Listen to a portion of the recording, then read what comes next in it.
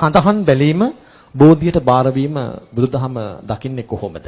මේමයි මාත්‍ය බුදුරජාණන් වහන්සේ බොහෝම පැහැදිලිව කියනවා ඔය යන්ත්‍ර මන්ත්‍ර ගුරුකම් හදිහූනියන් හඳහන් ජ්‍යොතිෂ චිරස්තීන ධර්ම කියලා. තිරිසන් ධර්ම කියලායි බුදුරජාණන් වහන්සේ කියන්නේ. ඒක මනුෂ්‍ය ධර්මයක් නෙමෙයි තිරිසන් ධර්මයක්. උපසම්පදා භික්ෂුවක් හැටියට අපිට කවදාක්වත් නූලක් මතුරුලා කෙනෙකුට වඳින්න බෑ. උපසම්පදා භික්ෂුවක් හැටියට අපිට කවදාක්වත් තව කෙනෙකුට බෙහෙතක් කියන්න බෑ, බෙහෙතක් දෙන්න බෑ. ඒසා විනය තුලින් බුදුරජාණන් වහන්සේ අපිව ආවරණය කළා තියෙනවා මහත්තයෝ. ඒ නිසා මේ යంత్ర මන්ත්‍ර ගුරුකම් හදිහූනියන් ජ්‍යොතිෂ කියන්නේ බුදුරජාණන් වහන්සේ කියනවා තිරිසන් ධර්ම කියලා. මොකද බුදුරජාණන් වහන්සේ මේ ලෝකයේ පණවන්නේ සංස්කාරයන්ට යටත් කරලා මහත්තයෝ. සංස්කාරයන්ට යටත් කරලා පණවපු ලෝකයක් තමයි බුදුරජාණන් වහන්සේගේ ධර්මය. මේ ලෝකේ බුදුරජාණන් වහන්සේ ධර්මය අනුව කිසිම කෙනෙකුට මේ ලෝකේ අසාධාරණයක් වෙලා නැහැ මහත්තයෝ. කෙනෙක් කන්න නැතුව අනාථ කඳවුරක බඩගින්නේ දඟල ඉන්න පුළුවන්. ඒ කෙනාටත් අසාධාරණයක් වෙලා නැහැ මහත්තයෝ.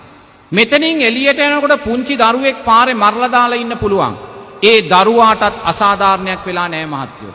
මොකද බුදුරජාණන් වහන්සේ දේශනා කරනවා අපි කළා වූ දෙයයි අපිට මේ ලැබිලා තියෙන්නේ කියලා. ඔබ මේ මොහොතේ ඔබේ ඇහෙන් කඳුලක් කෙලනවා නම් ඒ ඔබ සංසාරේ කාට හරි කඳුලක් දීලා තියෙනවා පිංගතුනි. ඔබ මේ මොහොතේ hina වෙනවා නම් ඔබ සංසාරේ කාව හරි සතුටු කරලා තියෙනවා. එහෙනම් hinaව කියන්නේ කඳුල කියන්නේ ඔබ විසින් කරගත්තා වූ දෙයක්මයි. එහෙනම් hinaවට ගැටිලවත් කඳුලට ඇලිලවත් තේරුමක් නැහැ පිංගතුනි.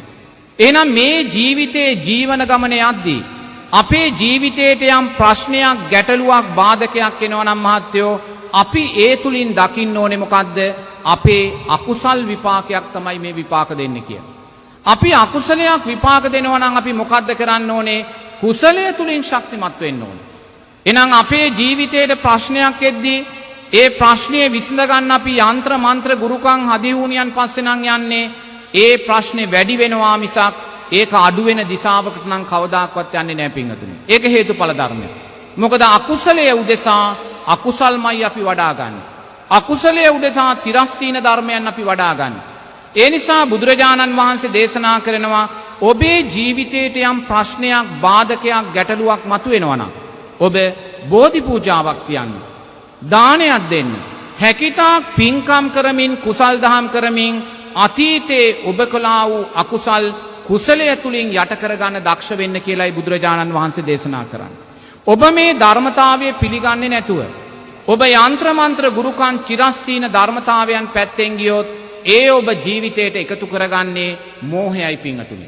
මෝහයයි ඔබ ජීවිතයට එකතු කරගන්නේ. ඔබට කිසිම දාක මේවා පස්සේ ගිහිල්ලා තෙරුවන් කෙරෙහි වූ සද්ධාව නම් සකස් කරගන්න බෑ. මොකද මේවා අන්නේ සීලවුත ගණේටයි වැටෙන්නේ. එනිසා ඔබට තෙරුවන් කෙරෙහි සද්ධාව සකස් කරගන්නවා නම් ඔබ හේතුඵල ධර්මයන් අනුව ජීවිතේ දකින්න පුරුදු වෙන්න. අපේ ඉදිරියට ප්‍රශ්නයක් ගැටලුවක් ආවොත් අපිම සංසාරේ කළා වූ අකුසලයක් හැටියට ඒක දකින්න දක්ෂ වෙන්න.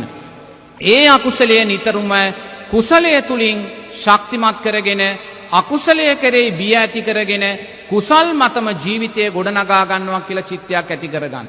යම් හේකින් ඔබලා සීමාව ඉක්මවලා යంత్ర මන්ත්‍ර ගුරුකම් ජ්‍යොතිෂ පටුපස්සේ ගියොත් ඊළඟ ජීවිතේ අනිවාර්යෙන්ම මන්ද බුද්ධික ජීවිතයක් තමයි ඔබලාට ලැබෙන්නේ. වර්තමාන සමාජයේ වේගයෙන් මන්ද බුද්ධික ජීවිතවල ප්‍රමාණය වැඩි වෙනවා පිංගතුනි. මේ මන්ද බුද්ධික භාවය කියන්නේ මොකද්ද? පෙර ජීවිතයේ මේ මෝහය වැඩිීමේ හේතුඵල ධර්මයක්මයි.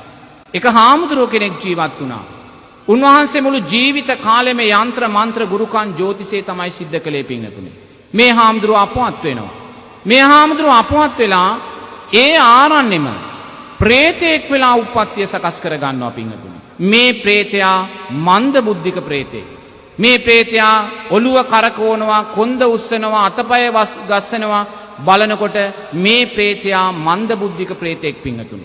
එතකොට ප්‍රේත ලෝකයේ ඉපදුනත් මන්ද බුද්ධික ප්‍රේතෙක් වෙලා උප්පත්තිය සකස් කළේ. ඇයි? ජීවිත කාලය තුල මෝහයයි ජනතාවට බෙදලා දුන්නේ.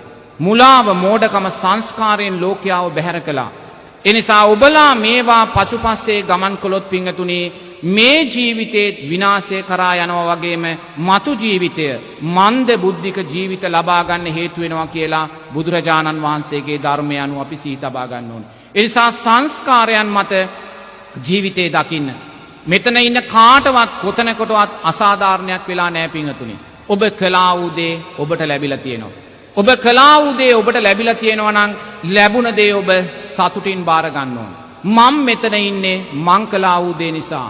ඔබ ඔතන ඉන්නේ ඔබ කළා වූ දේ නිසා. එහෙනම් අපි දෙගොල්ලන්ටම කොතනකවත් වැරදිලා නැහැ පිංගතුනි. එහෙනම් අපි කළා වූ දේ අපිට ලැබෙද්දී අපි ඒ දේ සතුටු සිතින් බාර ගන්න ඕනේ. එතන තමයි ධර්මය කියන්නේ.